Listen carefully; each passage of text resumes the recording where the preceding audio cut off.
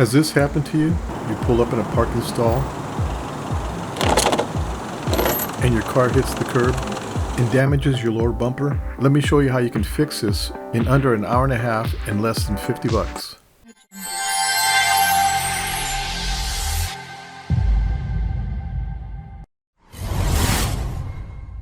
I know, you're just like me, you have a high deductible, and you're not going to pay the $500 or $1,000 deductible to fix a repair that's only going to cost about $100 to $300 to do. This is what insurance companies don't want you to know, and this is how insurance companies make their money.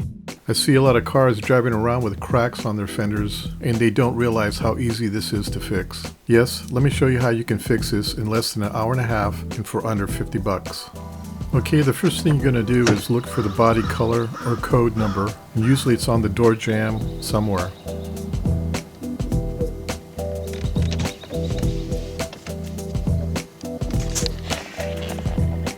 Yeah, you'll see it right here.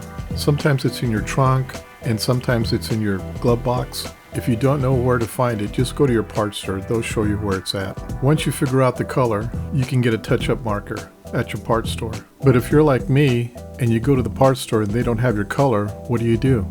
Well, the next option you have is to go to a paint auto body store, or a store that sells only auto body colors and other auto body repair supplies. Since they don't have my color in a touch-up marker or in an aerosol can, I went to a paint store. They got the color code off the car and mixed the color right in front of me.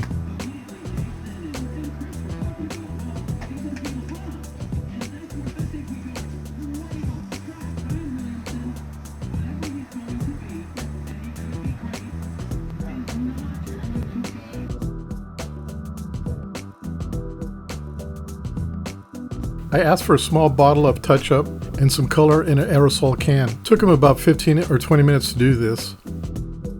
You want to bring your car or the part you want to paint so they can closely match the color. This is how they do it.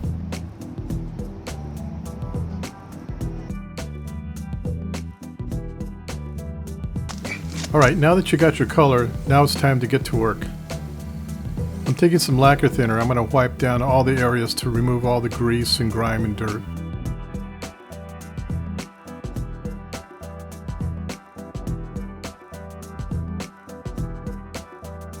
Now we're going to use some super glue. You can use any brand, they all pretty much work the same. Just make sure you get the gel type. It's a little thicker and it's a lot easier to work with. For this job I think it's only going to take about one tube. Okay, now I'm just applying the glue right in the joint. Since I have a pretty clean break, I'm just going to go ahead and put it on one side of the crack. Make sure you got a lot in there. You got about 2 or 3 minutes before it starts to harden.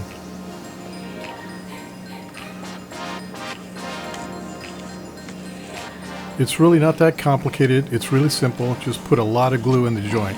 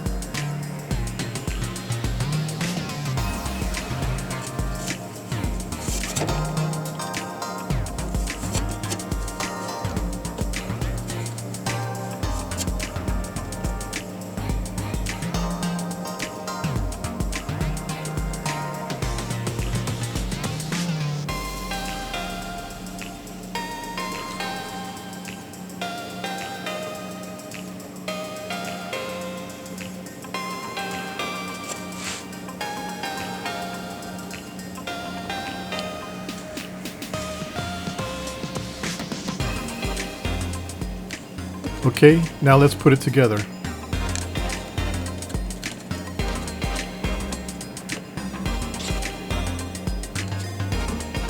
Once you got it together, wipe off any excess glue right away before it hardens. Once you got it glued and set, hold it for about 10 minutes minimum. You could hold it by your hand, or you can set up a block so you can block it in place. Once you got a block and set, let it sit for 24 hours, just to make sure the glue is hardened. Again, wipe off any excess right away. If you don't, you're going to have a lot more sanding to do.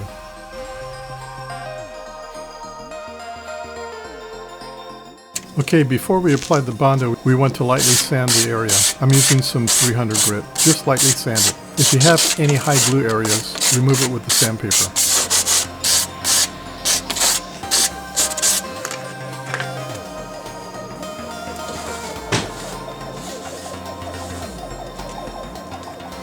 Okay, now that we let it sit overnight, we're ready to do some bondoing. To me, this is the fun stuff.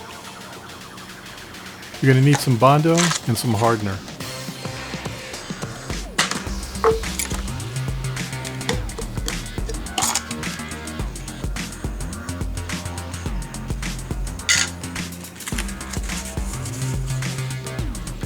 Now there's a ratio you're supposed to use, but I just take a couple of scoops and a dash of hardener.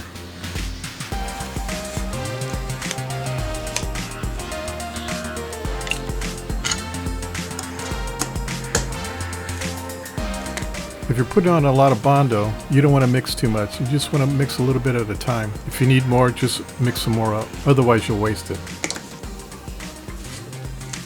Okay, now get in position, and I start to mix the Bondo and the hardener together.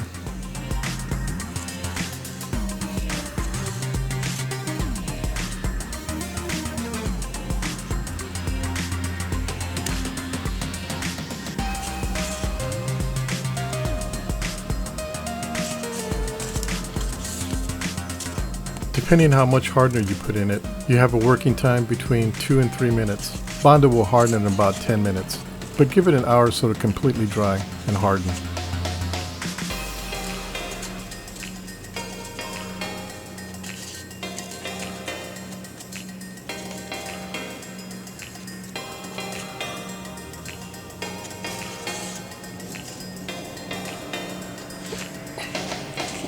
Once it's mixed, now we can apply the Bondo. All I'm doing is filling in the cracks, or filling in the valleys. You got a chip that's missing, go ahead and fill it and shape it. As you're putting the Bondo on, try not to put too much. Leave just enough to sand. If you put too much, don't worry, you'll just have to sand it off. Again, this doesn't take special skills, just use some common sense.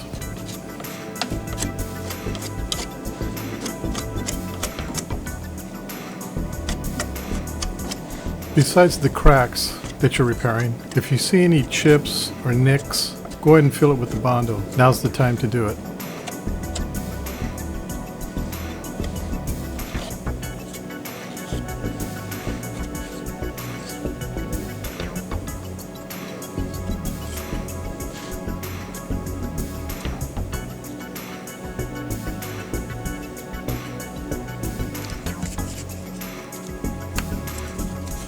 As you can see, I'm just slapping it on there. You don't have to be super neat. Professionals could get it within a 1/16 to 1/8 of an inch away from the detail. What I'm showing you though is you don't have to be afraid to put this stuff on, and you don't have to be super neat about it. The key is the ability to sand it off. But if you sanded anything before, this is going to be really easy to sand off. This is a real super easy detail.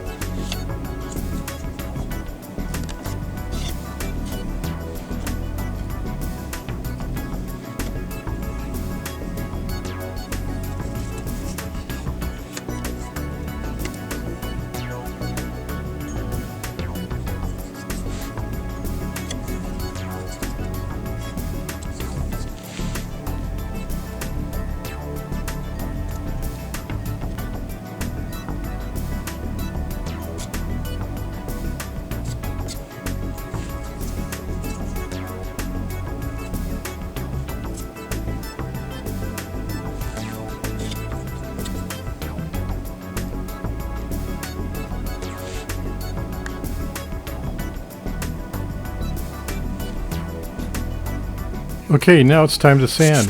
I'm using some 180 sandpaper.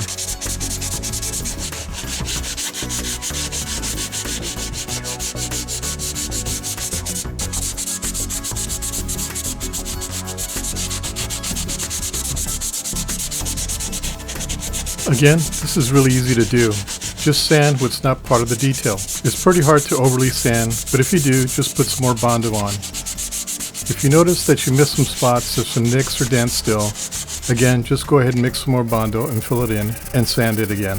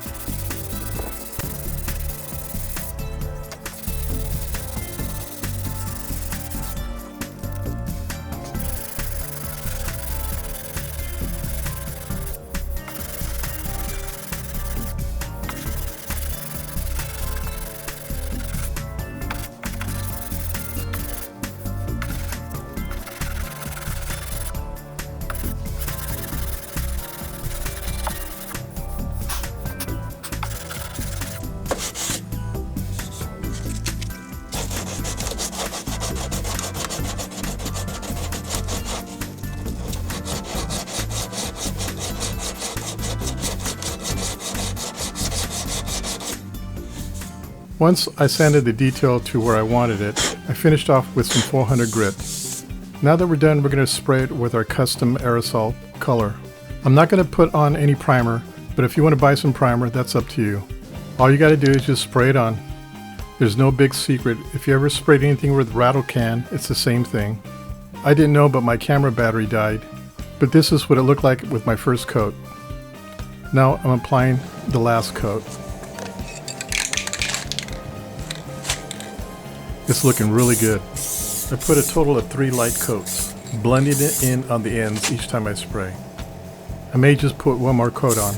Wow, it's looking great, isn't it? It didn't cost very much and didn't take very much time. See, you can do it. If I can do it, you can do it. Want to see what it looks like when it's finished? Well, take a look.